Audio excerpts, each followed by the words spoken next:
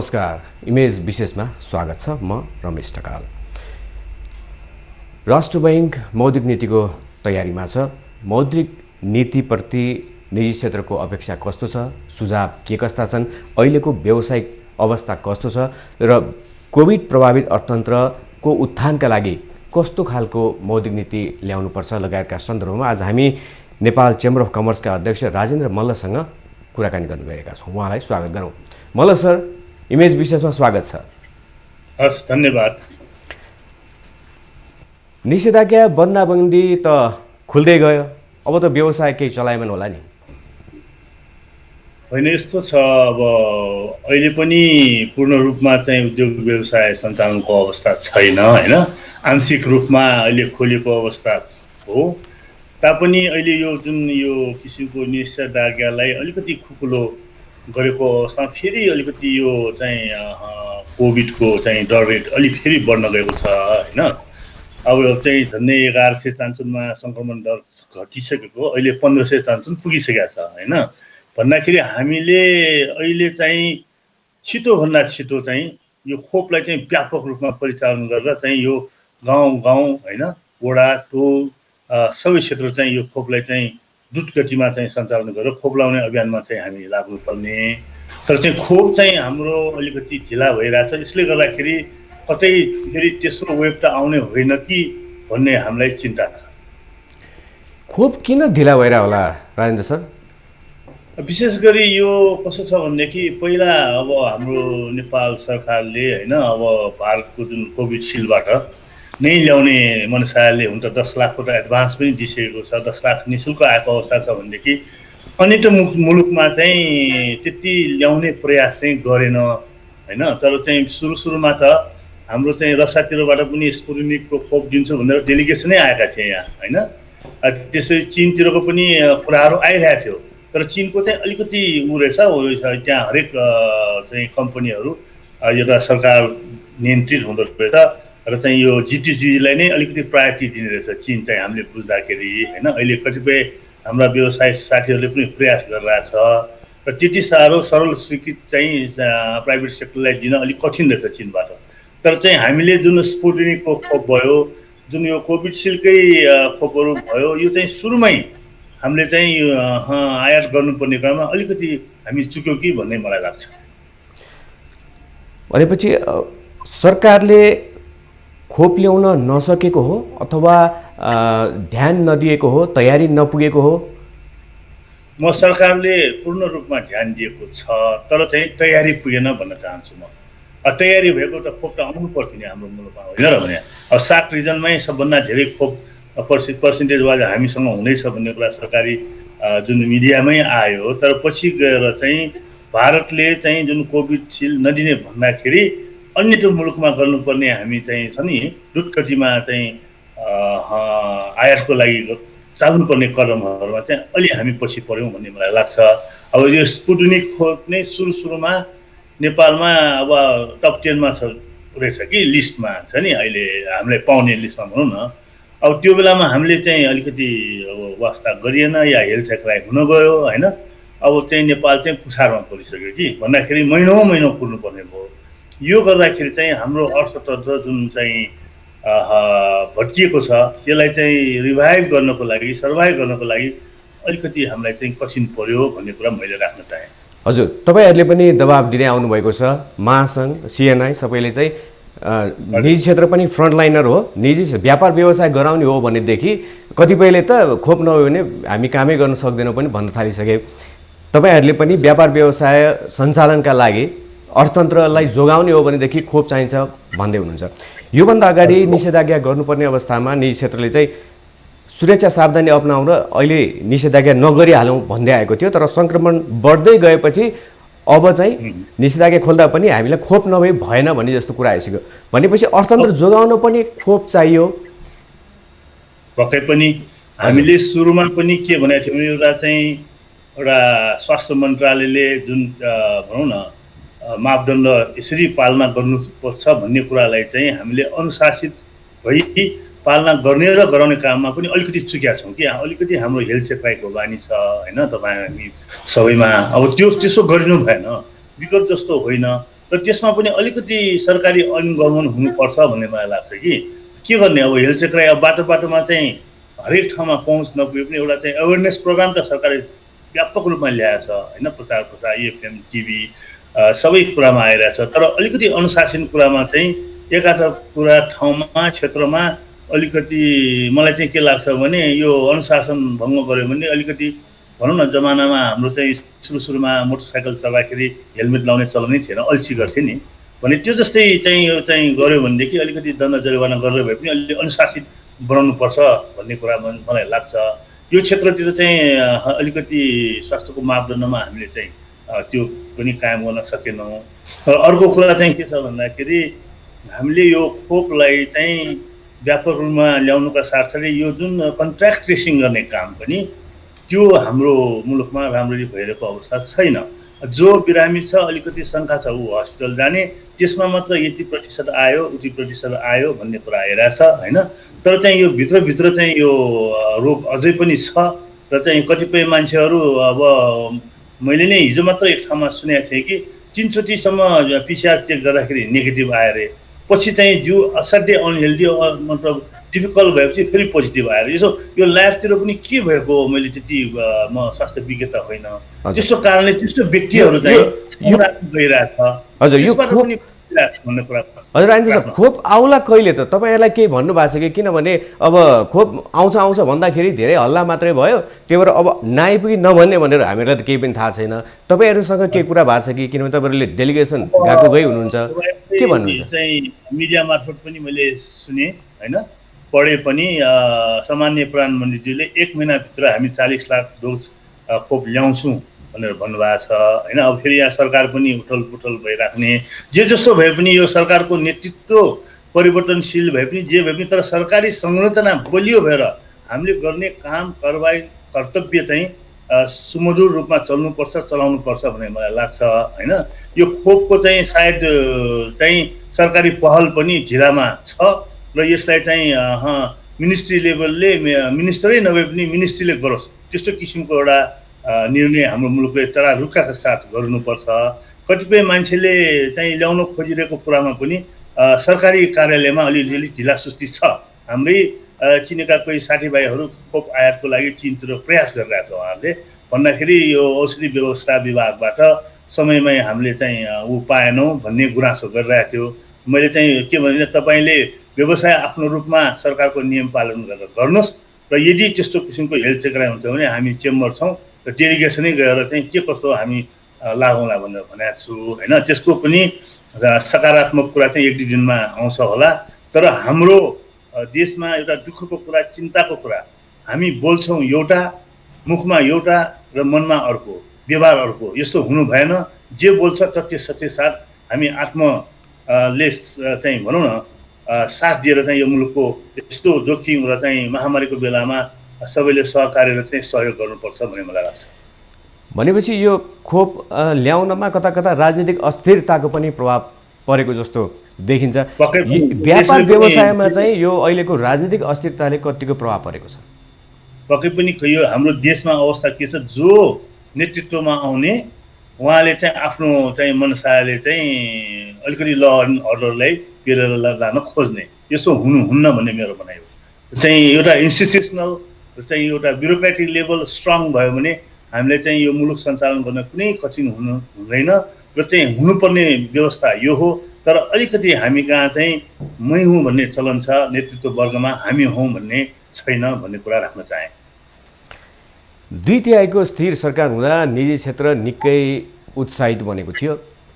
निजी क्षेत्रका सबै सङ्गठनले खुलेर प्रशंसा गरेका थिए। अब मुलुक स्थिरतातर्फ उन्मुख भयो, अब हामी ढुक्कसित व्यापार व्यवसाय गर्छौँ, उद्योग चलाउँछौँ भनेका थिए, निकै नै उत्साही भएका थिए। अहिलेको परिस्थितिमा चाहिँ त्यो उत्साहमा केही ह्रास आएको छ वा यस्तै हो नेपालमा चल्छ, हामी राजनीतिक अस्थिरता चलिरहन्छ, हामी उद्योग व्यापार गरिरहन्छौँ भन्ने अवधारणा आइसक्यो? यस्तो छ, अब हाम्रो मुलुकमा अस्थिरता यो चाहिँ बिचबिचमा मध्यावधि गर्ने, झैझगडा गर्ने, सरकार चाहिँ 15-15 महिनामा परिवर्तन हुने विगत चाहिँ तपाईँको भनौँ न 52-53 सालदेखिकै रोग हो यो होइन। या चाहिँ के भने भनौँ न मै हुँ भन्ने हामी हौँ नभन्ने तर के छ भन्दाखेरि हामीले बिचमा आएर यो गणतन्त्र स्थापनापछि एउटा स्थिर सरकार झन्डै 2 को सरकार आयो हैन, र चाहिँ उहाँहरूको कमिटमेन्ट पनि थियो यो मुलुकलाई यसरी चाहिँ अगाडि बढ्छौँ, कृषि क्षेत्रमै हामी 5 वर्षमा चाहिँ डबल चाहिँ उत्पादन गरी चाहिँ मुलुकलाई सम्पन्न बनाउँछौँ भन्थ्यो। हिजो राष्ट्रिय धान बाली दिवसमा पुरा यो न्युज सुन्दाखेरि आफैलाई खिन्न लाग्ने, दुःख लाग्ने। हामीले चाहिँ झन्डै तपाईँको 44 अरबको चाहिँ चामल मात्र आयात गरेछौँ 11 महिनामा भन्दाखेरि अब जुन भनेको उत्पादन पनि ब्रिटिस छाममै छैन हैन। यो चाहिँ बोली मात्र भयो, कारबाहीमा भएन हैन। हुने कुरा चाहिँ यो जबसम्म हाम्रो ब्युरोक्रेसी लेभल यो चाहिँ स्ट्रङ हुँदैन, मुलुकमा चाहिँ नेतृत्वले ब्युरोक्रेसीलाई खेलाउन खोज्छ, तबसम्म यो मुलुकले चाहिँ यो विकासको चाहिँ भनौँ न ढोका पुऱ्याउन अलिक गाह्रो हुन्छ। यतातिर चाहिँ के हुनु पर्यो भन्दाखेरि नहुनेमा चाहिँ नेतृत्वले हस्तक्षेप गरोस्, तर काम कारबाही चाहिँ सुमधुर रूपमा स्वत चाहिँ सञ्चालन हुने प्रविधि जुनसुकै सरकारले नेतृत्व गरे पनि यो मुलुकमा यस्तो हुनुपर्छ। र चाहिँ यहाँ अहिले आएर चाहिँ पक्कै पनि एउटा नेतृत्वमा पनि सङ्कट भयो, झगडा भयो हैन नेताजीहरूको भन्दाखेरि यो कारणले चाहिँ हामी अलिकति यो हाम्रो चाहिँ स्वास्थ्यको मापदण्ड कहाँ छ, के छ, जीव ज्यान कहाँ गयो, के भयो हैन, आर्थिक चाहिँ कता भयो, के भयो, कसैलाई चाहिँ वास्ता त्यति भएन, केवल चाहिँ सत्ता प्राप्तिको लागि चाहिँ दौडधुप भएको छ। अहिले जनताले चाहिँ नेतृत्व वर्गमा असन्तुष्टिको कारणले पनि धेरै मान्छे व्यवस्थित नभएर, सरकार स्थिर नभएर मृत्युवरण गरिरहेको अवस्था छ। अहिलेको यो तथ्याङ्क हेर्दाखेरि अब 11 महिनाको व्यापारको अवस्था हेर्दाखेरि पनि व्यापार त भएकै देखियो। यो चाहिँ मुलुकमा आयात बढेकै देखियो, आयात छ, यो चाहिँ कन्जम्सनकै कारण होला, उपभोग बढेको छ, त्यो हेरेर व्यापार चाहिँ भएको छ, तर उद्योग व्यवसाय चाहिँ बढी प्रभावित भएको अहिले। हजुर, विशेष गरी के छ भन्दाखेरि हाम्रो मुलुक चाहिँ आयात बेसमा छ हैन। अब सरकारले पनि के गर्ने, आयात गर्ने अनि कस्टममा चाहिँ टार्गेट दिने, वीरगञ्ज कस्टम यति उठाऊ, भैरवाले यति उठाउनु, विराटनगरले यति उठाउनु, मुलुक त्यसरी चलाउने होइन। मुलुक भनेको चिज कस्टम रेभिन्यूबाट चल्ने होइन। एउटा इन्कम ट्याक्स र चाहिँ भ्याटबाट चाहिँ मुलुकलाई सञ्चालन गर्नुपर्छ। जसरी धेरै आयात गरेर कस्टमबाट उठेको गाडी मगाउँछौँ, अरबौँ खरबौँ आएर दङ्ग पर्छौँ, र चाहिँ त्यसको भोलिपल्ट चाहिँ भनौँ न हामीलाई चाहिँ पेट्रोल चाहियो, डिजेल चाहियो, स्पेयर पार्ट चाहियो, यतातिर चाहिँ हाम्रो सोच अलि पुगेन हैन। हामीले जे जस्तो भए पनि एउटा उखान छ नि, घाँटी हेरेर हात दिनुपर्छ भने हाम्रो अर्थतन्त्र सानो छ, त्यो अनुसारको बजेट निर्माण गरी एउटा मुलुकलाई कसरी आत्मनिर्भर बनाउन, उत्पादनमुखी बनेर यो देशलाई अगाडि बढाउन सकिन्छ भन्नेमा हामी सबै जुट्नुपर्छ। सरकारको मुख्य योजना पनि यही हुनुपर्छ र चाहिँ खालि भन्ने एउटा व्यवहार अर्को नगरियोस् भन्ने मेरो आग्रह हो हैन। र चाहिँ के अहिले साँच्चीकै हामीले कामै गर्ने भयो भनेदेखि यो मैले अघि नै भर्खरै भने कृषि क्षेत्रमा हैन चाहिँ हामीले झन्डै 2/3 मान्छे डिपेन्ड कृषिमा छ र चाहिँ जिडिपीमा कन्ट्रिब्युसन केवल 26-27% मात्र छ।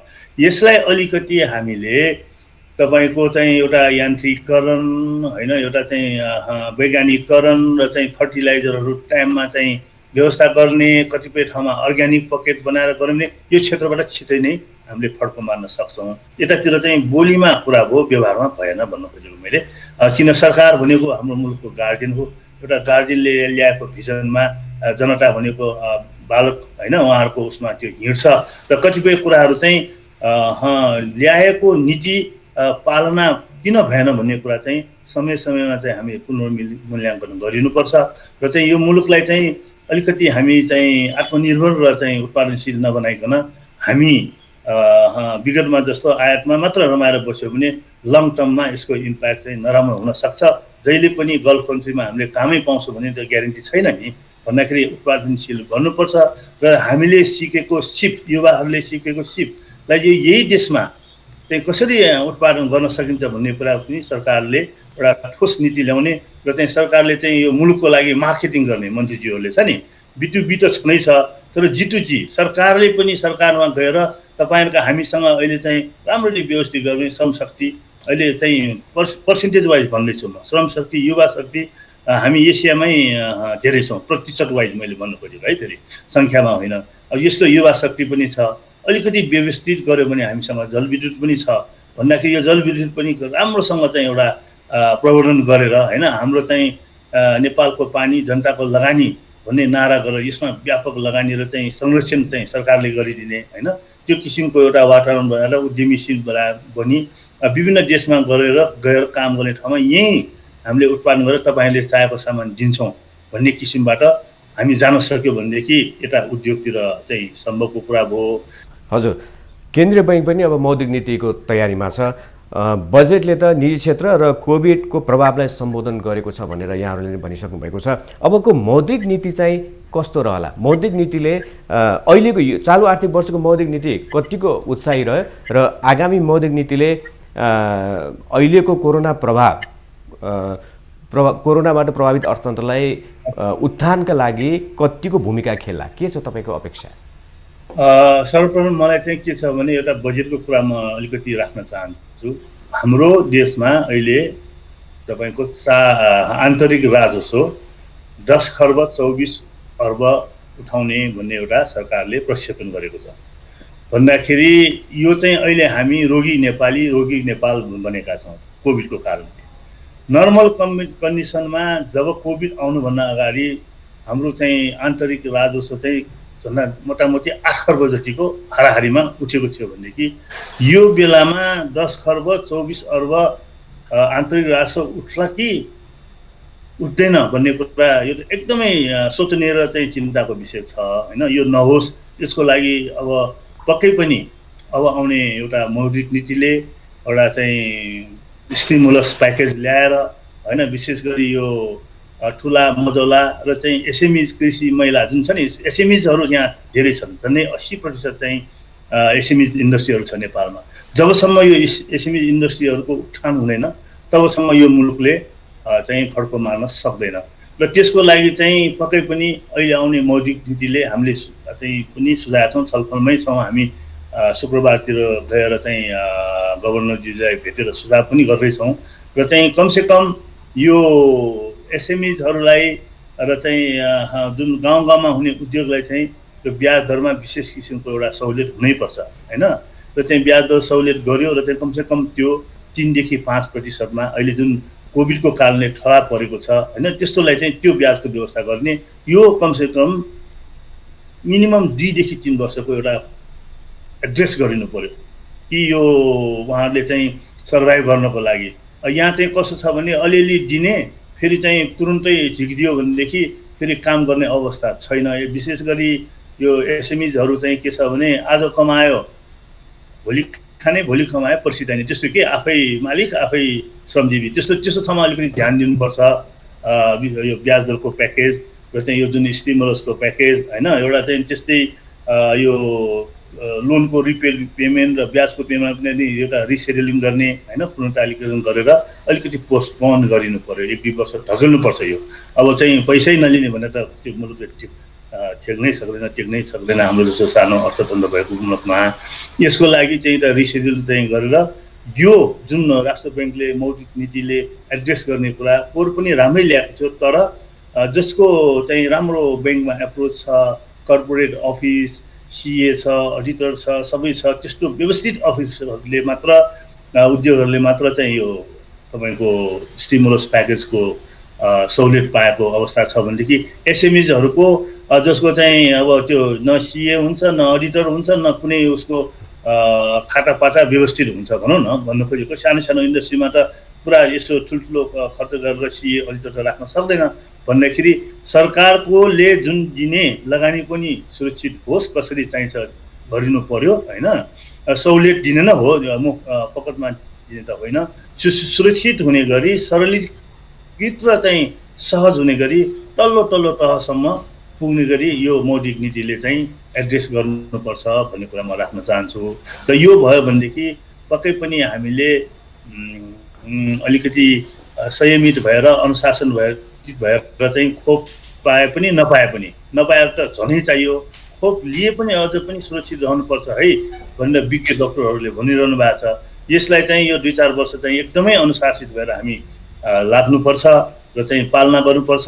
खोपको लागि चाहिँ यथाशीघ्र छिटोभन्दा छिटो यसलाई व्यवस्था गरिनुपर्छ, अनि मात्र हाम्रो यो आर्थिक चेन चाहिँ अलिकति भट्किएको रिभाइभ र सर्भाइभ होला, अन्यथा चाहिँ स्थिति भयावह पनि हुन सक्छ भन्ने मलाई लाग्छ। हजुर, तपाईँहरूले बजेट मौद्रिक नीतिका लागि वर्षै पछि सुझाव दिने गर्नुभएको छ, सुझाव दिनुहुन्छ। ती सुझावहरू चाहिँ कतिको समेटिने गरेको छ? प्राय चाहिँ 50-60% जस्तो समेट्छन्। कतिपय कुराहरू भने पनि खोइ किन नसमेट्ने थाहा भएन। यसपालि बजेटमा चाहिँ स्ट्रङली मैले एउटा कुरा के भनेको थिएँ भनेदेखि म चेम्बरको तर्फबाट मैले राखेको थिएँ, यो अहिले चाहिँ हाम्रो अरबौँ राजस्व उठ्ने एउटा बाटो छ। त्यो भनेको घर जग्गा दलाली गर्नेहरूले बिना नागरिकता, बिना प्यान कार्ड, बिना कम्पनी होइन कोठामा बसेर चाहिँ तपाईँको कमाउने, त्यसले न उसले चाहिँ त्यो चाहिँ कर तिर्नुपर्छ, न राजस्व तिर्नुपर्छ, न केही कसैलाई देखाउनुपर्छ होइन।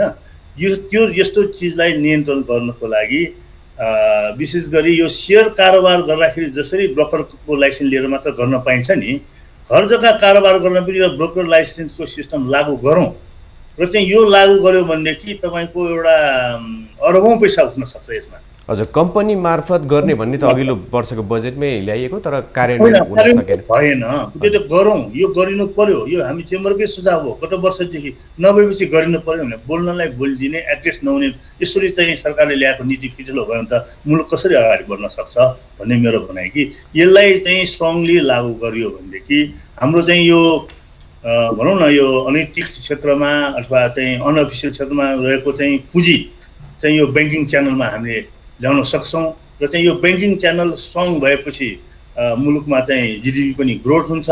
यतातिर चाहिँ ध्यान दिनुपर्छ। यस्तो पनि अलिकति भएन भन्ने मेरो चाहिँ कुरा हो।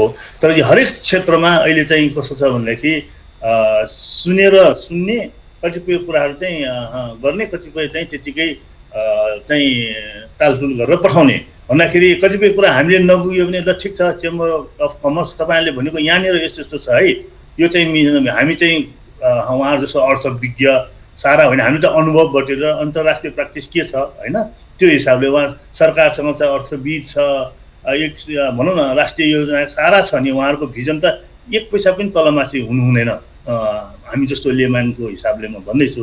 तर हामीले पनि एउटा आफ्नो बिजनेस व्यवसाय उद्योग व्यवसाय गरेको 50औं वर्ष भइसक्यो। हाम्रो एक्सपिरियन्स छ कि यस्तो भयो भने यो हुन्छ, यहाँनिर भयो भने देशलाई फाइदा हुन्छ होइन। एउटा उखान छ नि, सर्पले सर्पको खुट्टा देखाइ हुन्छ भन्छ नि।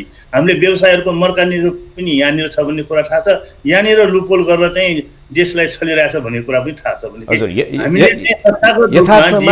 यथार्थमा व्यावहारिक रूपमा विज्ञ तपाईँहरू नै हो, विज्ञ तपाईँहरू नै हो। त्यो पनि हामी प्र्याक्टिकल, हामी चाहिँ पढे लेखेको विद्वान होइन कि यो अनुभव चाहिँ छ हामीसँग प्रचुर। आफ्नो चाहिँ 50औं वर्ष भने नि मैले हामीसँग चेम्बरभित्र हुने टिम उद्योगी व्यवसाय थुप्रो वर्षको एउटा उनीहरूले चाहिँ घाम पानी सबै रगत पसिना सारा मेहनत गरेर एउटा अनुभव र चाहिँ बटुलेको हुन्छ, 2 पैसा कमाइरहेको हुन्छ भन्दाखेरि राष्ट्र सेवक व्यवसायले दिने चाहिँ एउटा सुझावलाई चाहिँ सरकारले चाहिँ अँगाल्नुपर्छ भन्ने मेरो भनाइ। केही कुरा मिल्दैन भने यहाँनिर तपाईँको कुरा मिल्दैन नि भनेर भनिदियो भने त हामी ठिक रहेछ भन्ने कुरामा पनि हामी मनन गर्न पाउँछौँ। तर के छ भने सुझावहरू सुन्ने र कतिपय कुरा त्यसरी उडाउने चाहिँ पनि गरिनु भएन। कतिपय कुराहरू चाहिँ समेटेको छ, त्यसलाई हामी बजेटमा पनि स्वागत गऱ्यौँ होइन। यो मौलिक नीतिमा पनि आशा छ राम्रो आउँछ र चाहिँ हामी राम्रो सुझाव दिन्छौँ र चाहिँ अहिलेको गत वर्षको मौलिक नीति एकदमै राम्रो आएको हामीले भनेका छौँ र चाहिँ अलिक कार्यान्वयनको चाहिँ तल्लो चाहिँ पछि बिस्तारै पुगेन होइन। निर्देशिका आउन नै 5-6 महिना लाग्यो। ढिला भएपछि अब जुन मान्छे घोषणा गरेका सुविधाहरूमा पनि सबैको पहुँच भएन, धेरै क्षेत्रमा असन्तुष्टि रह्यो। कतिपय भारतबाट आएको युवाहरू हामी केही फर्केर आएको थिए, केही नेपालमै गर्छु भनेर चाहिँ गाउँ पसेका थिए होइन। पछि यहाँ केही पनि सुविधा पाएन, छन पनि छैन भनेपछि उनीहरू फेरि भारतै फर्केर गएको तपाईँहरूकै मिडियाबाट हामीले देख्यौँ सुन्यौँ होइन। चाहिँ अलिकति पालना हुने गरी नै हामी स्ट्रङली मौलिक नीति ल्याउनुपर्छ र चाहिँ सबभन्दा धेरै तल्लो तबकामा पुग्ने गरी कार्यान्वयन योजना ल्याउनुपर्छ भन्ने। हस्, धन्यवाद राजेन्द्र सर, समय दिनुभयो। हस्, तपाईँलाई पनि धन्यवाद। उहाँ हुनुहुन्थ्यो नेपाल चेम्बर अफ कमर्सका अध्यक्ष राजेन्द्र मल्ल। आजको लागि इमेज विशेष यति नै। इमेज च्यानल हेर्दै गर्नुहोला। नमस्कार।